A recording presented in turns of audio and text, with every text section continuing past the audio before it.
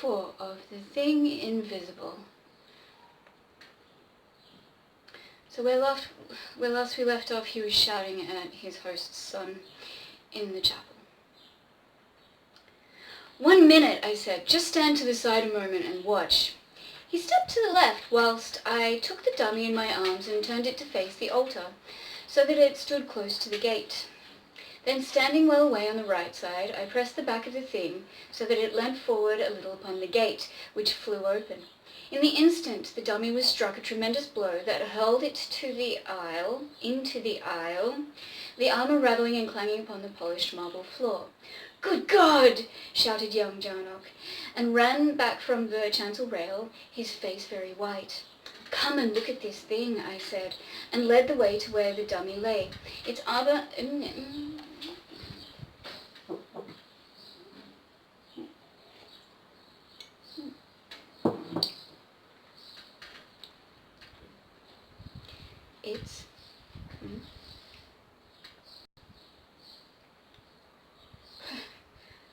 Its armoured upper limbs all splayed adrift in queer contortions.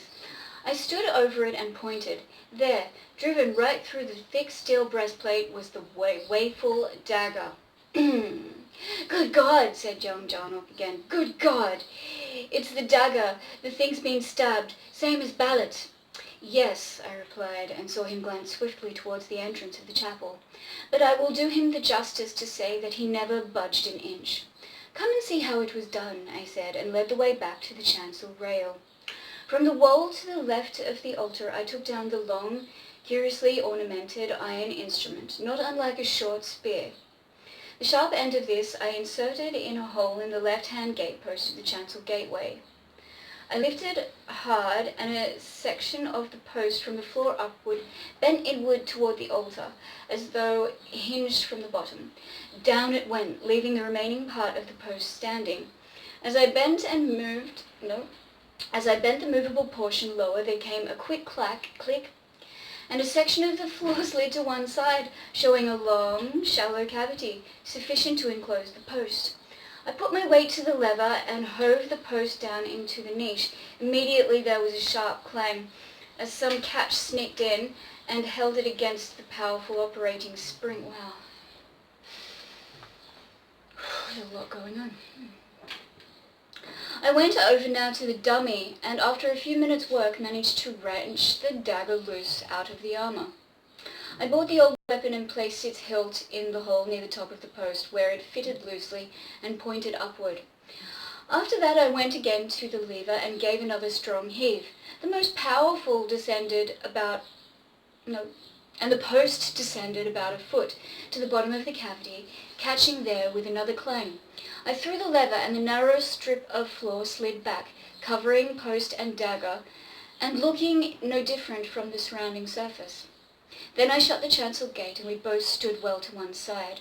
I took the spear-like lever and gave the gate a little push so that it opened. Instantly there was a loud thud, and something sang through the air, striking the bottom wall of the chapel. It was the dagger. I showed Jarnock then that the other half of the post had sprung back into place, making the whole post as thick as one... as thick as...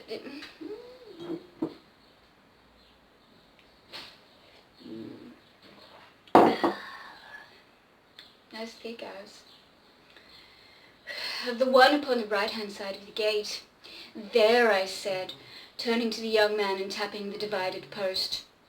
"There's the invisible thing that used the dagger, but who the deuce is the person who sets the trap?"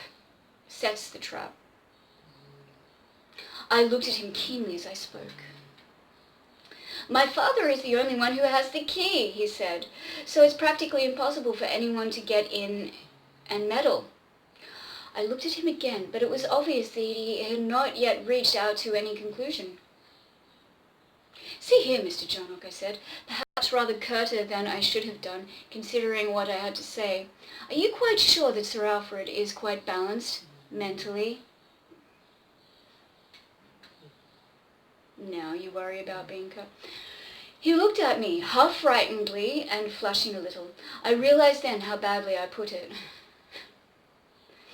I don't know, he replied, after a slight pause, and was then silent except for one or two incoherent half-remarks. Tell the truth, I said. Haven't you suspected something, now and again? You needn't be afraid to tell me. Well, he answered slowly, I'll admit I've thought father a little strange perhaps at times, but I've always tried to think I was mistaken. I've always hoped no one else would see it. You see, I'm very fond of the old governor. I nodded. Quite right, too, I said. There's not the least need to make any kind of scandal about this. We must do something, though, but in a quiet way. No fuss, you know. I should go and have a chat with your father and tell him we've found out about things.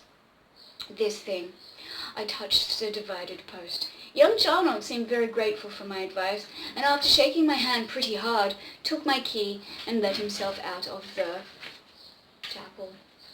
He came back in about an hour, looking rather upset. He told me that my conclusions were perfectly correct. It was Sir Alfred Jarnock who had set the trap, both on the night that the butler was nearly killed and on the past night. Indeed, it seemed that the old gentleman had set it every night for many years.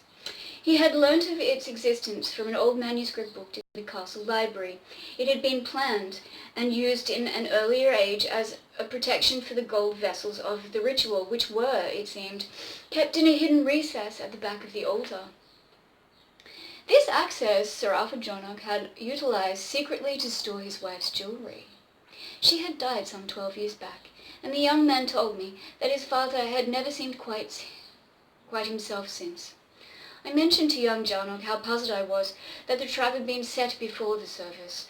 On the night that the butler was struck for, if I understood him aright, his father had been in the habit of setting the trap very late every night and unsetting it each morning before anyone entered the chapel. He replied that his father, in a fit of temporary forgetfulness, natural enough in his neurotic condition, must have set it too early, and hence what had so nearly proved a tragedy.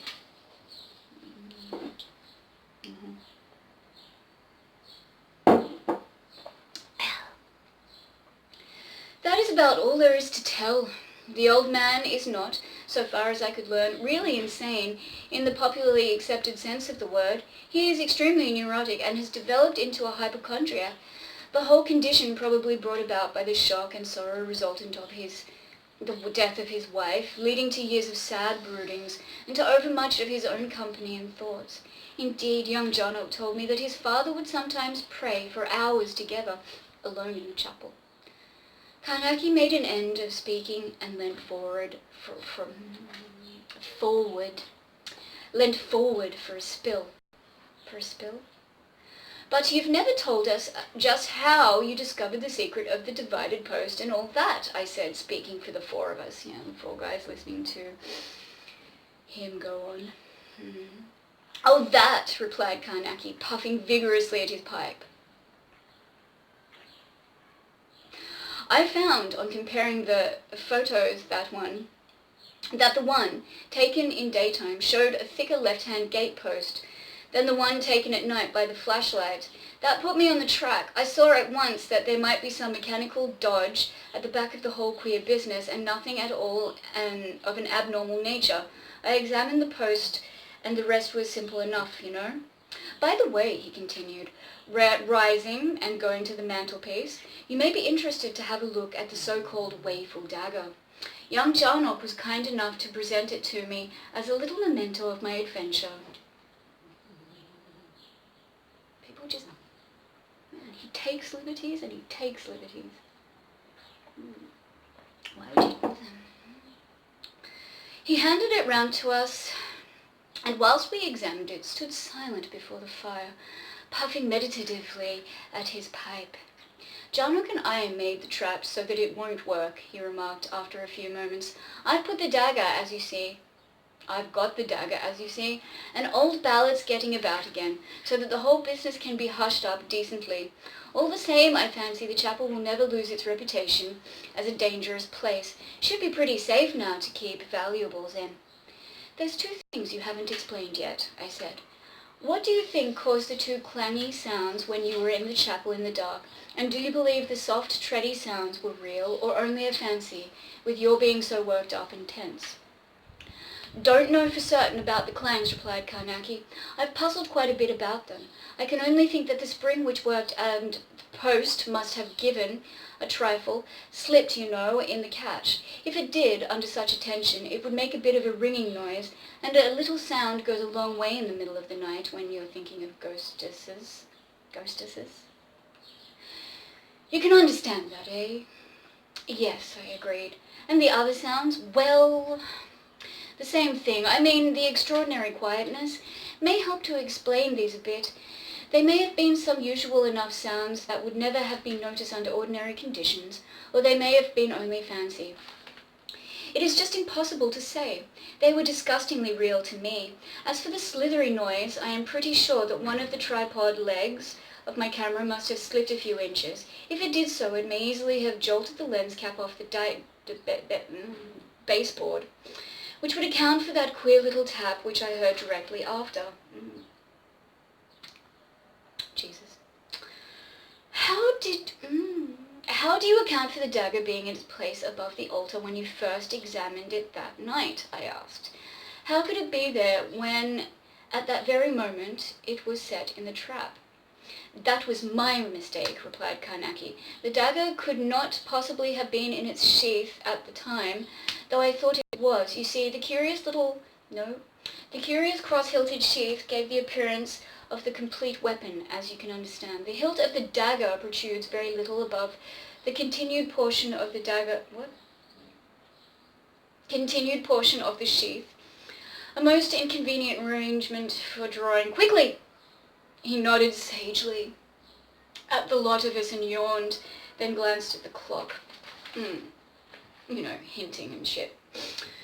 Out you go, hinting. Out you go, he said in friendly fashion, using the recognized formula, I want to sleep. We rose, shook him by the hand, and went out presently into the night and the quiet of the embankment, and so to our homes. The end. So, a man-made affair after all. And yes.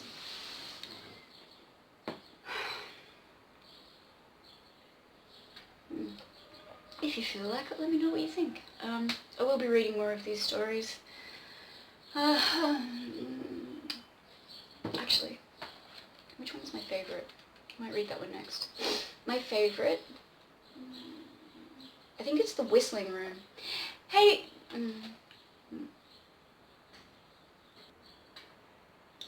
I think it is The Whistling Room. Hang on.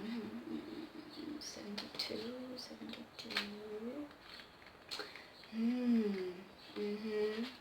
The Whistling Room.